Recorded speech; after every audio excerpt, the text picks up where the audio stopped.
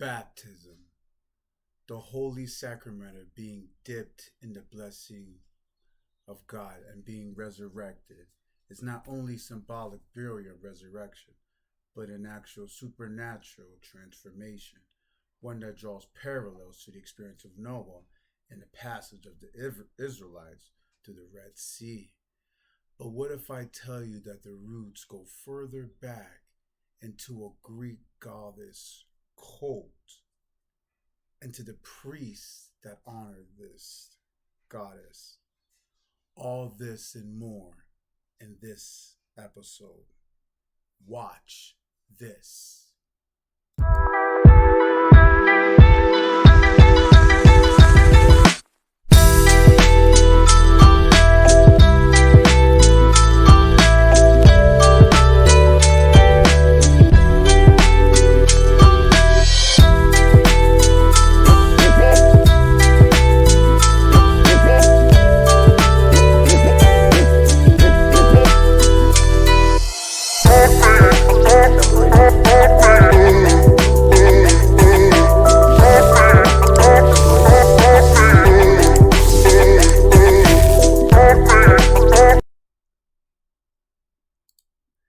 Hey everybody, thank you for taking the time to watching this channel.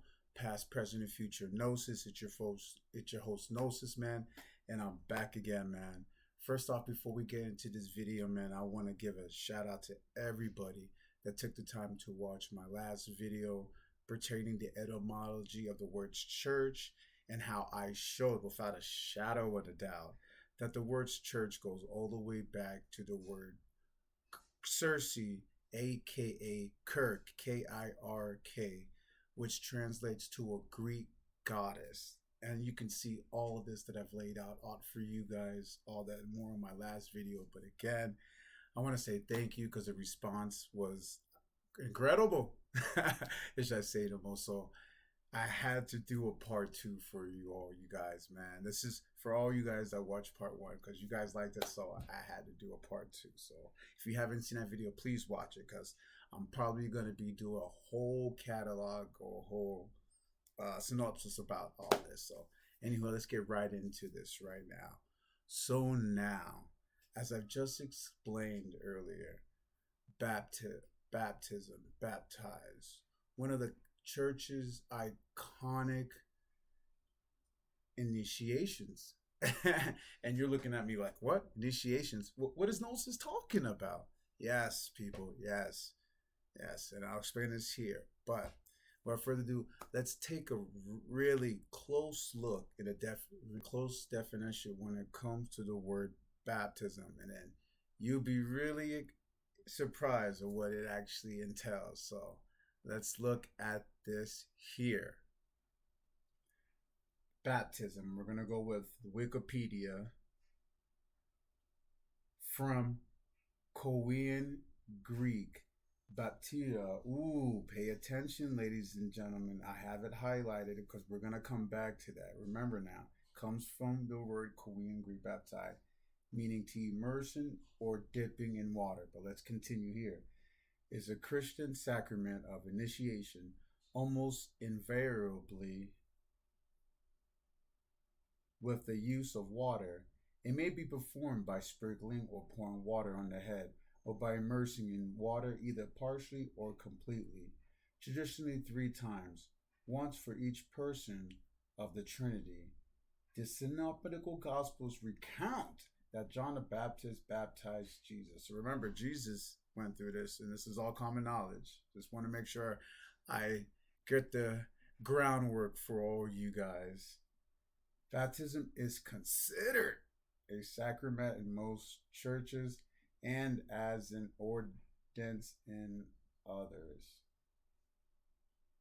So now, as you just seen, and I want to point out 2 things that are most important is, first off, and this is no attack to all my Christian brothers and sisters. I have family that are Christian, so.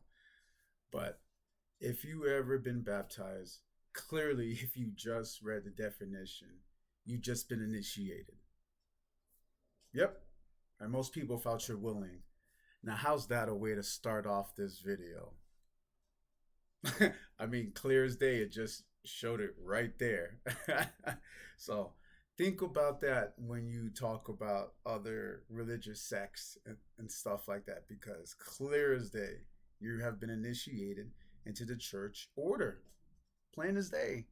But anywho, that was just a little segue because I've heard that debate many times, and I had to clear the story straight. People really got to do their research, but I'm just rambling, ladies and gentlemen. But the next word I wanted you all to look at again is where the word comes from. Baptize, to dip in. And it'll be really interesting that where this word means. So let's look more into this word baptize, baptism, which comes from Greek. So let's look into this right here. The English word baptism is derived indirectly through Latin from a neuter Greek concept noun baptisma, Greek baptizo, washing or dipping, which is a neologism in the New Testament derived from the masculine Greek noun baptismo, a term for ritual washing in Greek language texts of Hellenistic Judaism during the Second Temple period, such as the Septuagint. And if you don't know anything about the Septuagint, I actually made a video regarding what the Septuagint Bible was and its backstory, because you'll be surprised, ladies and gentlemen. Make a little quick segment right here. I'm not going to go too much in depth with it. I'll save that for another video. But if you do your research, one of the oldest texts that we have of the Old Testament, Torah, yep, that was supposed to be in Hebrew, is in Greek, is in Korean Greek, ladies and gentlemen. LXX. And I've made a video, so please watch that video because I go more in detail about that. And it was a really good video. It blew my mind when I watched it. But let's continue a little bit here. Both of these nouns derive from the verb baptismal, I wish translated verb, which is used in Jewish texts for ritual washing. Ooh, again with the ritual, and in the New Testament, both for ritual washing and also for the apparently new rite of baptism.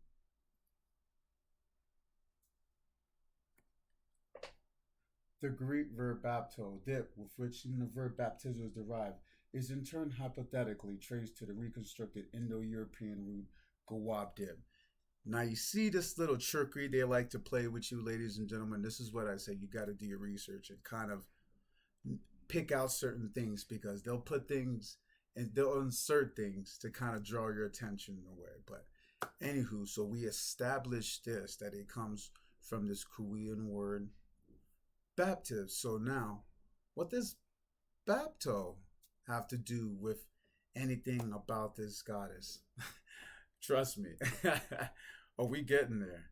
Ladies and gentlemen, we are getting there. So now, let's look into this word, bapto, real quick, as I'll show you here. The Baptist, Greek, bapto. Ooh, that word again. Were priest of the Greek goddess Cotys. Wait, what?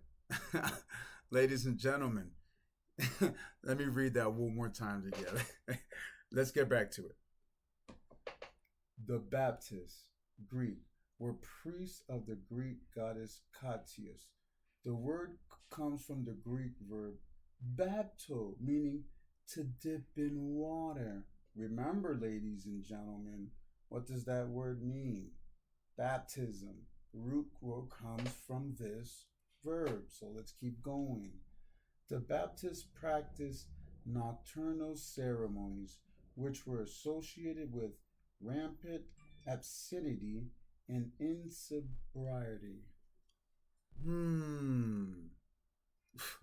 Now, if that didn't shock any of you guys' mind, when I first saw that blew my mind. I was like, what? The word baptos goes to these priests of this goddess Kaitos? We're not finished yet, ladies and gentlemen. So priests all going to this goddess Cotys. So, you know me, I had to keep doing this research, man. And then, ding, ding, ding, doing your research, as you see here, you see all my books and all. I cherish these books. But anyway, back to the video. Let's see this article that I also found about the word and its association to this Greek goddess, as I'll show you here.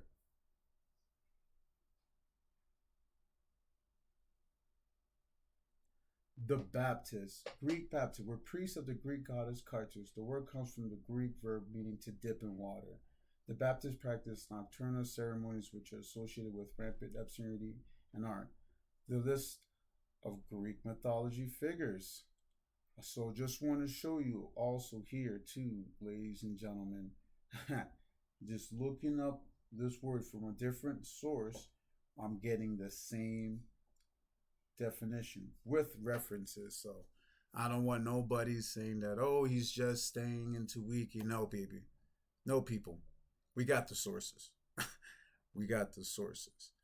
So by just segueing off from that, let's look into this Greek goddess that these Baptists were all associated with and see if we can find a linkage into this old, ancient, I say it again, way ancient practice than Noah and the Israelites. So, as I'll show you here.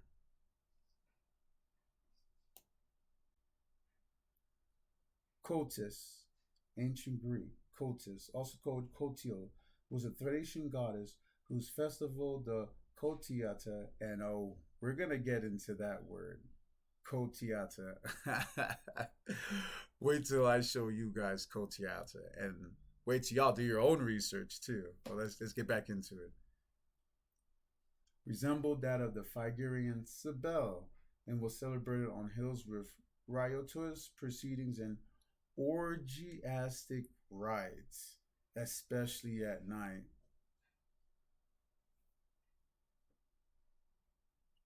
Let's continue. The name Cotys is believed to have meant war slaughter, akin to Old Norse war or slaughter. But here's where it gets really interesting, ladies and gentlemen. The worship section. Let's see how Cotys was worshipped. Worship of Cotys was apparently adopted publicly in Corinthian and perhaps privately in Athens about the same time, and was connected like that of Dionysus with licentious frivolity. It then included a baptismal ceremony. What was the last time I heard that word baptismal? You know, Cotys was often worshipped during nocturnal ceremonies, which were associated with rampant insobriety and obscene behavior. I wonder what people that was associated with that partook in Cotys' worship. We're about to find out even more if you weren't paying attention. Here's the bomb thriller, baby. As we see here, those who celebrated her worship appears to have spread even as far as Italy and Dorian Sicily. Later relief sculptures from Thrace showed her as a huntress goddess similar to Artemis, but in literature she was instead compared with the Oriental Greek Roman syllable with Greek mother of the gods. Those who celebrated her festival were called bapte or baptize, which means bathers, from the purification which were originally connected with the solemnity. The pre-worship purification ceremony involved an elaborate bathing ritual. Some Greeks considered Cotys to be an aspect of Persephone. I mean, like, wow, ladies and gentlemen, and excuse my sense of humor, ladies and gentlemen, but it's just when you do the research, it just blows your mind. Fact is crazier than fiction. How many people out there know that when you are committing a baptism in church, that you are actually being situated into a ritual. Yes, ladies and gentlemen, as I showed you earlier, you initiated, point blank and simple. And now seeing where the word baptism and its root that it goes all the way back to this old Thracian goddess, and that her priests were called baptize, baptism, and they perform nocturnal ceremonies at night, which involve dipping into the water. I mean, if you don't see the parallels there, ladies and gentlemen,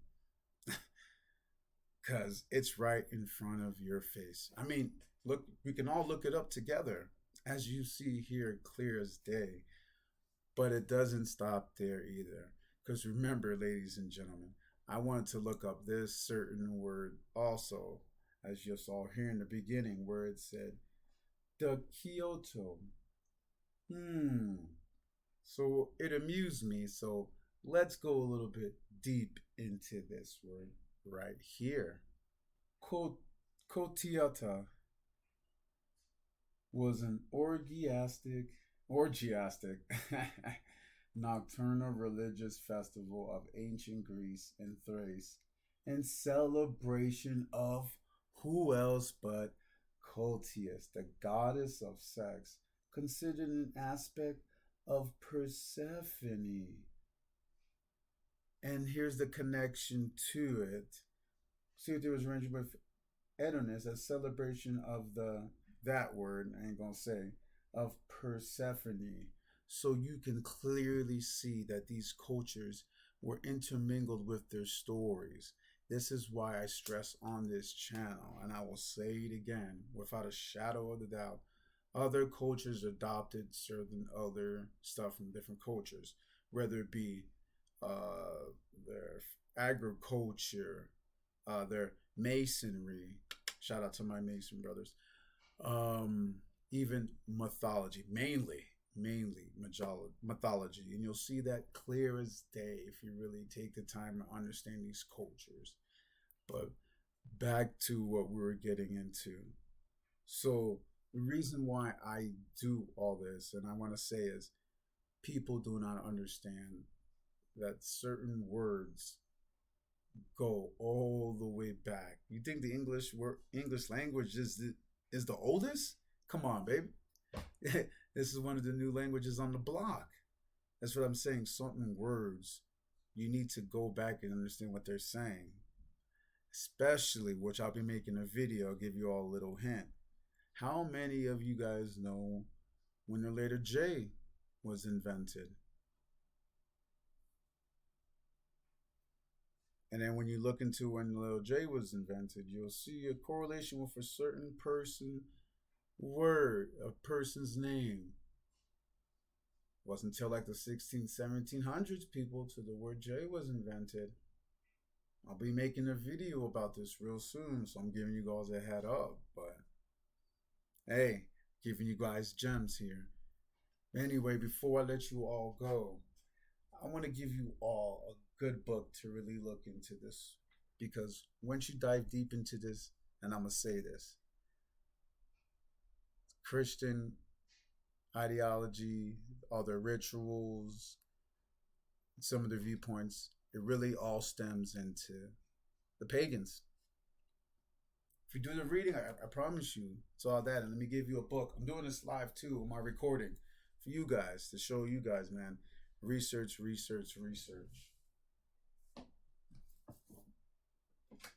Oh yeah, good book right here. Anybody's really interested, man. Who is this King of Glory? By Alvin Boyd Kuhn. Get this book, man. You know me, I always give you guys book references all the time. You need to read books. But anywho, like I said, wanted to do this quick video, wanted to run it down quick and show you that etymology is everything. But Now, so when you think about it now, I know all of y'all, some of my viewers got baptized. You've been initiated. Sorry. I mean, join the club. You coming to realizing, why aren't the pastors, why aren't they telling you this? Where's the truth, man? Remember, an attentive ear, an instructive tongue, and a faithful breast. Anybody who knows, he knows. That's that knowledge for you. Anywho, thank you all again for watching my video. Please let me know in the comments if I should keep continuing giving all these old etymology words and finding out the derived and the root words of them, what they really come from. Again, more videos are on the way, and I appreciate you all taking the time out of your day to watch this, man. Knowledge is power. And, whew. So, did Jesus go through this initiation then with this goddess, if that's where it came from, because there was no Christianity at the time? I'll let you all ponder that. Until next time, I'll see you guys all on the next episode. Peace, everybody. Bye.